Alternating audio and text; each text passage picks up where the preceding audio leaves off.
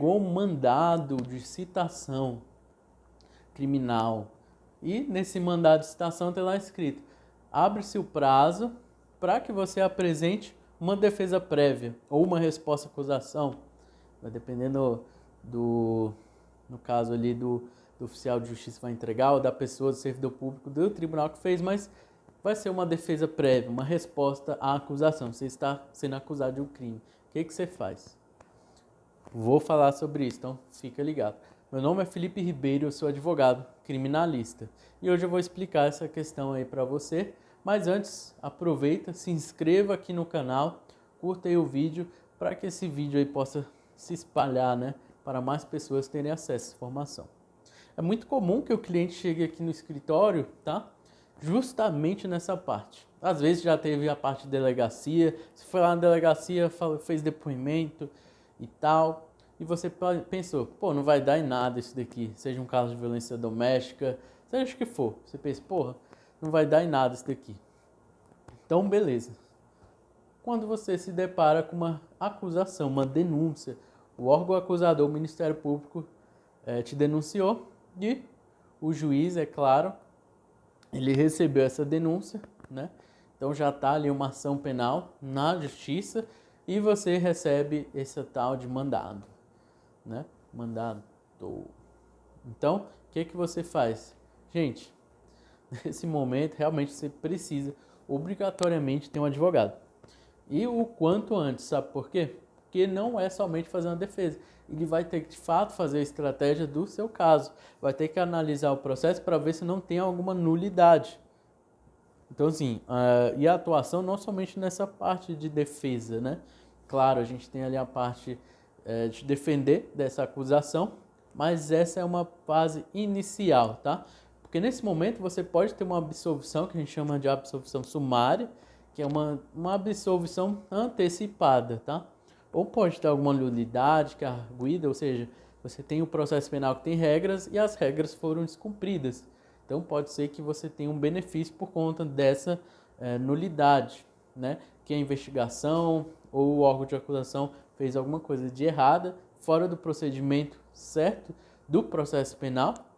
Então a gente pode também falar sobre isso numa resposta à acusação. Mas normalmente, na maioria das estratégias, a resposta à acusação, essa defesa prévia, ela vai ser muito para indicar testemunha, ou ela vai ser muito sucinta, ou ela vai focar ali em algum tipo de absolvição sumária, tá? Por exemplo, um tipo de absolvição sumária é quando fica na cara que não foi você que cometeu aquele crime e você tem provas, você tem álibi de dizer que você não é o autor e pronto. Então, esse daí é um caso, tá? Mas, normalmente, quando você chega numa denúncia, dificilmente isso acontece, tá? Pode acontecer, por isso que eu preciso de uma análise. Mas, nessa defesa prévia, nessa resposta à acusação, vai ser algo mais simples. A estratégia, ela é do processo todo.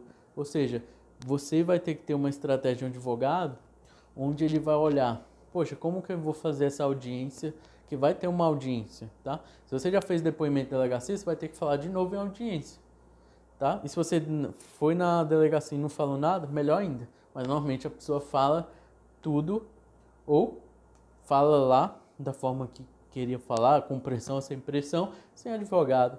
Isso é muito comum, tá? Ou vai um advogado da família ou conhecido que nem entende de processo penal ou que vai ali só para acompanhar e é até pior, tá?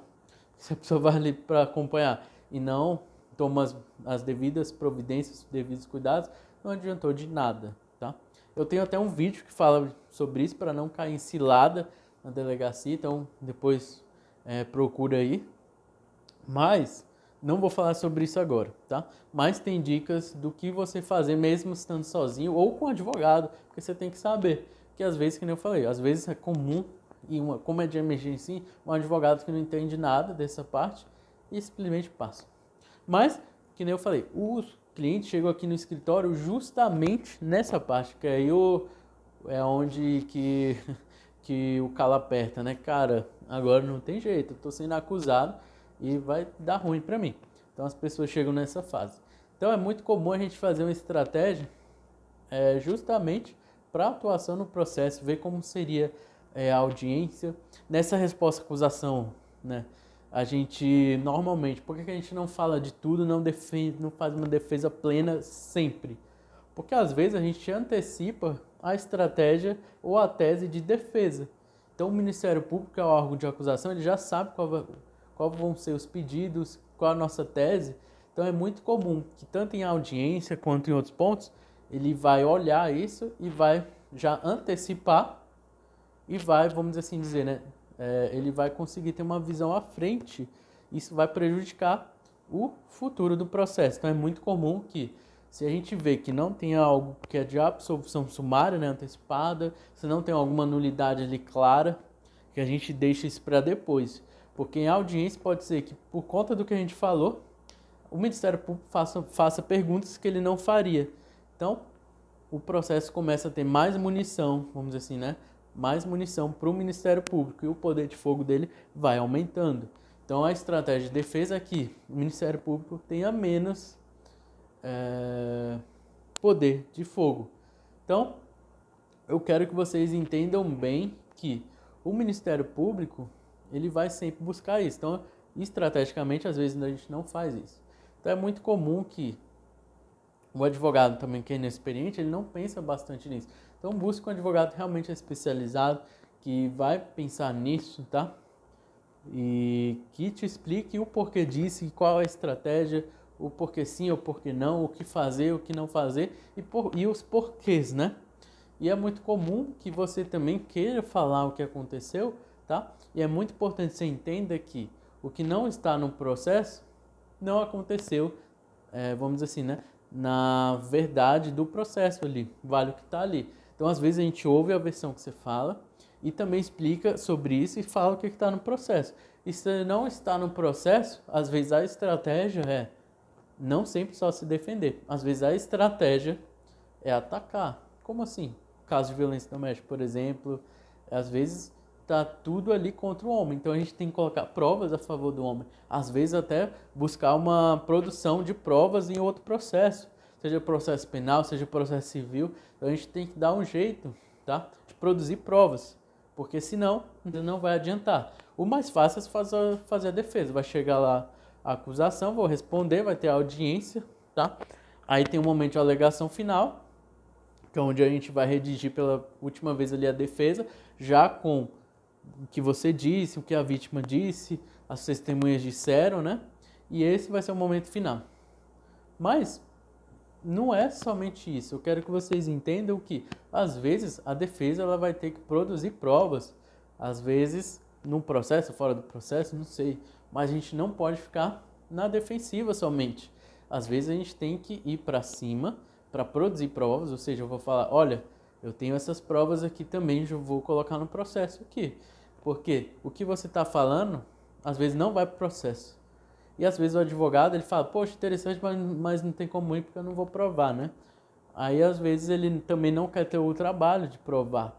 É claro, né? Provavelmente vai ter um custo a mais, mas eu tenho que te convencer que se eu não tiver aquelas ferramentas ou aquelas provas que produz da forma X, você pode ser prejudicado. Então, claro, né? O cliente pode decidir, mas é muito importante você ter uma defesa experiente em estratégia, tá? Então aqui no escritório chega bastante casos, fico responsável pela parte de estratégia, tanto na parte inicial, tá? Que é a parte mais pesada, como semanalmente a gente tem estratégia de todos os casos aqui do escritório. Então, a gente faz um conselho, tanto os casos criminais como casos de família e afins, e a gente faz em conjunto, colegiado, né? Como se fosse ali no tribunal, decidindo, e tanto eu quanto outras pessoas da equipe da parte criminal, a gente vai chegar num consenso, ou seja, várias pessoas pensando para que a gente chegue na melhor solução. Então a gente tem bastante profissionalismo nisso, e isso que faz com que dê certo a nossa estratégia, que a gente aumenta de fato a chance de êxito, ou seja, não é simplesmente uma defesa. Meu escritório funciona como se fosse uma empresa, e nessa área de operação criminal, o núcleo criminal, a gente faz estratégias por caso, quando chega, e semanalmente, independente do que esteja acontecendo, a gente dá uma olhada no processo, a gente vê o que pode ser feito, o que não pode ser feito. E, claro, se a gente seguir por uma estratégia de antecipação de provas, a equipe continua, né, monitorando aquele caso, mas quando chega no momento de, poxa, temos que pensar mais, Claro, pode ter uma reunião extraordinária, um conselho extraordinário, mas normalmente, no mínimo, toda semana a gente vai olhar todos os casos do escritório. Então a gente tem um cuidado com isso. Então assim, só exemplificando, tem escritórios também que tem uma metodologia própria muito boa. Então assim, pesquise bem, tá? Mas procure, ou advogado, às vezes o advogado é autônomo, sozinho, mas tem uma estratégia muito boa, diferente da nossa um pouco, mas também uma estratégia muito boa, e você tem uma confiança e ele vai conseguir fazer o que é necessário, tá? Agora, uma coisa que eu prezo muito, por isso que a gente tem um escritório realmente com mais pessoas e tudo, é porque, querendo ou não, eu viajo, querendo ou não, eu tenho meus momentos que eu vou me desligar, mas o escritório, que é a minha empresa, vamos assim dizer, ela continua tocando pau nos processos. A gente não para de trabalhar, a empresa não para de trabalhar, eu paro. Então, às vezes, poxa, não sei, às vezes a pessoa ficou gripada ou algo assim, poxa, não vai conseguir numa audiência, isso e aquilo. Então, assim, eu só faço o alerta também, é muito importante que você tenha um advogado de confiança, mas busque saber de detalhes, ou seja, quem vai ficar responsável, tá? Pela sua vida, pela sua reputação.